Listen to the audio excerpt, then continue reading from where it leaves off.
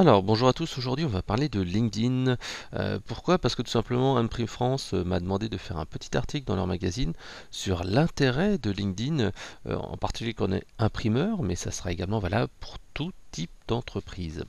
Alors pour moi en fait je trouve que LinkedIn est vraiment un outil avec un potentiel souvent insoupçonné, en tout cas méconnu de la plupart des gens. Ils sont restés un petit peu de l'époque de LinkedIn où c'était le CV en ligne, mais en fait avec le rachat en 2016, c'était déjà d'ailleurs un peu amorcé avant. Mais l'objectif maintenant avec Microsoft, c'est tout simplement de devenir le Facebook des pros. Alors certes, beaucoup de gens vous diront oui, le rachat par Microsoft, ça a transformé LinkedIn en vrai outil où il y a plein de contenu, pas forcément de la super qualité, etc., etc. Certes, oui, avec l'arrivée de Microsoft, ben, il y a vraiment comment dire, une popularisation, une démocratisation de l'outil. Il y a de plus en plus de gens qui font de la prospection, qui font du rentre dedans dans le dur, etc., etc. Et pourtant, en fait, l'outil est vraiment exceptionnel parce que c'est un outil qui, à la fois, est un carnet d'adresses toujours à jour dans les professions les plus connues. Alors, bien entendu, si vous vous adressez aux professeurs, si vous vous adressez, je sais pas, aux personnes qui sont fonctionnaires dans l'administration, des choses comme ça, vous aurez un peu de mal à les trouver parce que typiquement, ces personnes-là ne sont pas sur LinkedIn, c'est plutôt les professionnels. Mais dès que vous êtes dans des domaines un petit peu high-tech, ou vous êtes plutôt sur Paris, LinkedIn est vraiment un carnet d'adresses qui est mis à jour par les membres. Et ça, c'est vraiment un gros avantage. Dans certains pays, comme par exemple, moi j'ai travaillé pendant longtemps dans le Benelux, et ben en fait, c'est clair que c'était devenu, dans le domaine anglo-saxon, l'outil de recrutement favori. D'ailleurs, j'ai rencontré quelques entreprises là, qui sont dans le domaine des offres d'emploi et nous disait que LinkedIn est en train d'essayer de casser le marché, est en train de rafler la part de marché, et que c'est devenu un concurrent en tout cas très fort dans le domaine des offres d'emploi.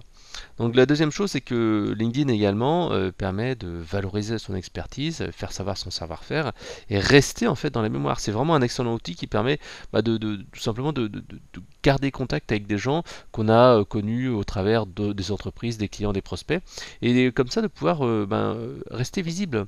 Alors je vous expliquerai un petit peu que rester visible, ça se travaille, c'est pas juste ajouter des gens et puis voilà, non, il y a un vrai travail pour gagner en visibilité tous les jours, maintenir son expertise et surtout de la prise de contact. Alors c'est aussi une plateforme maintenant qui est de diffusion de contenu, de content marketing. Alors bien sûr, tout le monde connaît SlideShare, hein, qui est l'outil, qui est le YouTube des PowerPoint et des PDF. Je dirais que malheureusement, il a perdu un petit peu d'audience depuis le rachat avec LinkedIn. Alors peut-être que la visibilité qui était annoncée était peut-être un peu trafiquée, mais c'est clair que ça a perdu vraiment beaucoup d'envol et beaucoup de visibilité, de notoriété avec l'intégration de LinkedIn, et c'est un petit peu dommage. Mais SlideShare, moi, ça reste comme un des meilleurs outils que j'utilise lorsque je dois partager des PowerPoint, parce que ça permet comme ça de l'embarquer sur le site web, et les gens peuvent aussi le télécharger. Souvent, quand ils ont un compte, en plus, vous pouvez savoir qui a téléchargé le document. Et tout simplement, LinkedIn est en train aussi de devenir une vraie plateforme publicitaire. Alors certes, pour l'instant, je trouve que le prix des publicités est vraiment trop élevé par rapport au ROI. C'est vraiment difficile d'avoir une bonne rentabilité avec ce genre d'outil-là. Le ciblage étant pas non plus, je trouve, exceptionnel.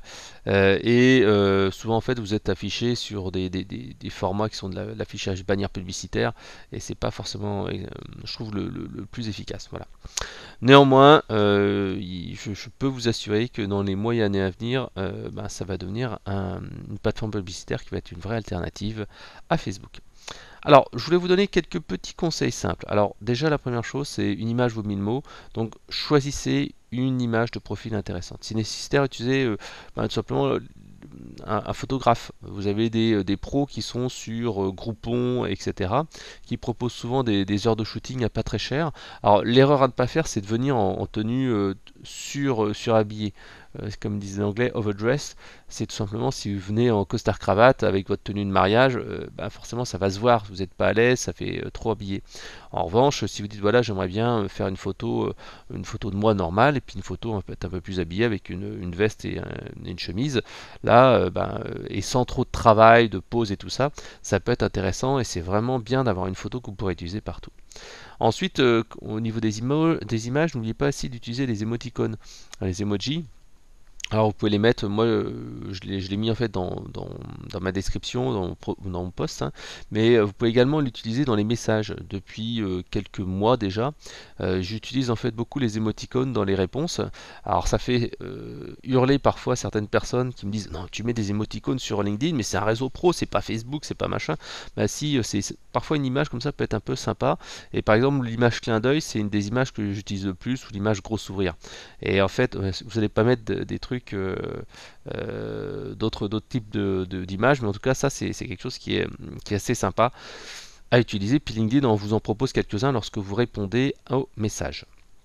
Ensuite, valorisez votre savoir-faire en indiquant dans votre titre et votre résumé votre différence. En fait, dans votre titre, c'est la valeur que vous apportez, vous apportez votre proposition de service ou votre profession ou ce qu'offre votre entreprise. Donc voilà, c'est la première chose qui apparaît. Et la deuxième chose, c'est le résumé.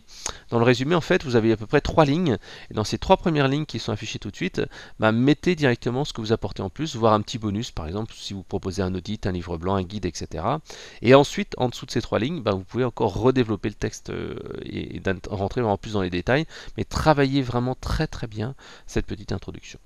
Ensuite, automatiser les demandes de connexion. Alors, en fait, moi j'utilise LinkedIn Helper et Phantom Buster qui sont 2 outils qui permettent à peu près aller en 2 à 5 minutes par jour d'ajouter à peu près une centaine de contacts ciblés et petit à petit ben, vous allez réussir à rassembler tout votre écosystème en travaillant sur tous les gens par profession, par poste, hein. Et vous cherchez par exemple les directeurs marketing sur la région de Marseille, etc. Lorsque votre invitation est acceptée, vous avez fait que, on va dire, un tiers du travail. Je dirais vraiment que c'est qu'un tiers. Une personne qui accepte de faire partie de votre réseau, si vous faites juste après dire ok c'est bon je l'ai et bah, je vais publier du contenu et puis il va me voir, non c'est une erreur. Il faut réengager immédiatement, mais vraiment immédiatement. Je dis toujours que le prospect est une denrée périssable. Il faut réengager la conversation très rapidement et proposer un appel à l'action simple et sans risque pour le prospect. Par exemple, vous pouvez lui proposer un audit de son site web, une analyse de ses brochures d'entreprise si on est un imprimeur, l'envoi d'idées de press kit réalisé par d'autres clients si on est encore imprimeur. Voilà. Donc le but c'est vraiment de trouver un bon prétexte pour que la personne ait envie de vous appeler. Moi j'utilise souvent des replays de web séminaires ou des slides de web séminaires ou ma BD sur l'expérience client qui est assez sympa à proposer. Bon bien entendu ce bonus doit être contextuel selon le profil de la personne. C'est-à-dire que si c'est une personne qui, moi j'ai ajouté comme ça pendant un moment la communauté Growth Hacking, et ben j'avais à chaque fois parlé de mon bouquin sur le growth hacking et je mettais en avant ma petite conférence que j'avais faite qui était disponible en MP3 et qui me permettait en fait d'offrir comme ça sans risque cette petite conférence de 45 minutes et en plus ce bouquin à des personnes qui étaient intéressées par le growth hacking. Voilà. Autre chose, synchronisez au moins 2 fois par an votre boîte email et votre smartphone avec LinkedIn pour enrichir votre réseau parce que mine de rien, vous allez vous rendre compte que vous ajoutez des contacts au fur et à mesure et si vous l'avez fait qu'une fois quand vous avez créé votre compte LinkedIn, vous serez surpris du nombre d'emails que vous allez pouvoir récupérer comme ça et de personnes que vous allez pouvoir récupérer et enrichir votre réseau très simplement. L'autre chose, c'est d'utiliser l'application mobile LinkedIn. En fait, il commence véritablement à rassembler et à ressembler à Facebook. Facebook, ben, moi j'utilise énormément sur mobile et moins sur PC. Et ben en fait sur LinkedIn vous allez pouvoir prendre des photos, vous allez pouvoir les uploader, les mettre en ligne et bien entendu LinkedIn va absolument privilégier en priorité les contenus natifs, c'est-à-dire que si vous prenez une photo et que vous la mettez en ligne et que vous mettez juste un petit texte, une illustration, ça sera mieux que de faire juste un partage de votre blog, d'un article de votre blog avec 3 lignes, lisez mon article pour en savoir plus. Voilà. Pareil pour les vidéos. Les vidéos, je vous invite vraiment véritablement à faire de la vidéo native, c'est-à-dire que vous prenez en photo, vous faites une interview ou n'importe quoi, et ensuite vous l'uploadez sur LinkedIn. Alors certes, il y a une limite de 10 minutes maximum pour cette vidéo, mais c'est vraiment très très intéressant. Alors ensuite, bien sûr, faites du multiplateforme, hein. Moi comme ça, quand je fais une photo qui est assez intéressante, je la publie sur LinkedIn, je la publie sur Instagram, je la publie sur Twitter, je la publie sur Facebook, sur ma page et mon profil. Donc vous voyez, il faut vraiment réutiliser ces contenus et ça prend certes un petit peu de temps, mais ça permet d'avoir un minimum de visibilité. Voilà. Utilisez également la petite plateforme qui s'appelle Publier, anciennement Pulse, hein, parce que vous pouvez publier des statuts hein, de manière très classique, mais vous avez également le système comment dire, de blog en ligne de LinkedIn. Alors vous allez me dire, ouais, mais personne n'utilise. Ben si, ça permet pour deux choses. La première, en fait, c'est que vous avez un contenu illimité. Donc vous n'êtes pas limité à 1000 et quelques caractères comme pour un statut. Là, vous allez pouvoir vraiment publier comme vous voulez. Vous allez pouvoir intégrer des vidéos, par exemple. Vous allez pouvoir intégrer des images. Donc vous allez faire un article qui va être donc beaucoup plus riche, beaucoup plus lisible. Et rien ne vous empêche de faire une petite intro sur un contenu que vous avez sur votre site web et à la fin de renvoyer sur votre site à vous. Deuxième chose, quand vous faites un article sur la plateforme Pulse, publié, bah, ça va en fait apparaître en permanence sur votre profil, un petit peu comme une publicité, ce qui vous permet de mettre en avant une promotion, un web séminaire, un livre blanc que vous venez sortir, alors que tous les actus et tout ça, ça change très très régulièrement. Voilà. Un dernier point, pour en fait avoir de la viralité, il est vraiment essentiel de demander à ses contacts de partager, liker et commenter, idéalement dans les 2-3 heures qui suivent la publication. Puisqu'en fait c'est là que LinkedIn va se dire ouais c'est un truc qui est intéressant et donc je le pousse. Donc il faut véritablement avoir cet effet booster dès le départ. Alors du like, du commentaire et du partage. Bien sûr, un like étant inférieur à un commentaire et qui est lui-même inférieur à un partage, parce que partager, c'est qu'on trouve vraiment ça super. Liker, c'est qu'on trouve vraiment pas mal. Commenter, c'est que c'est bien aussi. Voilà. Donc incitez vos collègues, vos amis, vos contacts à liker. N'hésitez pas, par exemple, si vous êtes dans une entreprise, d'envoyer un petit mail à toute l'équipe en disant tiens, je viens de sortir un petit article sur LinkedIn ou je viens de partager un truc sur LinkedIn, est-ce que tu peux liker? Voilà, un truc vraiment simple, ça vous prend 5 minutes et vous allez voir, ça va vous apporter tout de suite beaucoup plus de viralité dans vos articles. Alors s'il y a 2 erreurs à éviter, en revanche, j'ai parlé tout à l'heure qu'il fallait certes avoir un bon contact dès le départ, mais il faut aussi éviter de faire trop vendeur. Si dès le départ que vous avez en fait eu la personne qu'elle a accepté votre invitation, et vous commencez à essayer de vendre vos prestations, vos produits, là tout de suite ça va être le bordel. Je dis toujours que les médias sociaux c'est comme une soirée entre amis. Si vous êtes dans une soirée chez les amis et que tout d'un coup il y a un gars qui se pointe qui dit bonjour, je m'appelle Frédéric Canavette, il dit bonjour, je m'appelle Marc. Hey Marc, dis donc, t'aurais pas envie de changer de voiture? Parce que moi je suis vendeur de voitures là et j'ai des super promos actuellement. T'as quoi comme voiture? Ah non mais c'est nul comme bagnole, prends plutôt ça. Alors, si quelqu'un commence à vous dire ça, vous dire bon t'es gentil, excuse-moi, je vais aller aux toilettes, là je reviens dans 5 minutes et bien sûr vous revenez pas. Et ben en fait c'est pareil sur LinkedIn, évitez absolument d'être le raseur, le mec qui essaye de vendre, apporter de la valeur comme je disais, essayez de donner par exemple, je parlais pour les imprimeurs, ça peut être des idées de cartes de visite, des idées de plaquettes, etc. que l'on pourra en fait reprendre pour son entreprise. L'autre erreur, c'est de laisser vivoter son réseau. En fait, il y a vraiment cette première phase d'invitation, il y a la phase de contact, et ensuite il faut faire un appel à l'action pour que la personne en fait vienne vous voir un petit peu. Donc n'hésitez pas en fait de faire vivre votre réseau via des messages directs, par exemple.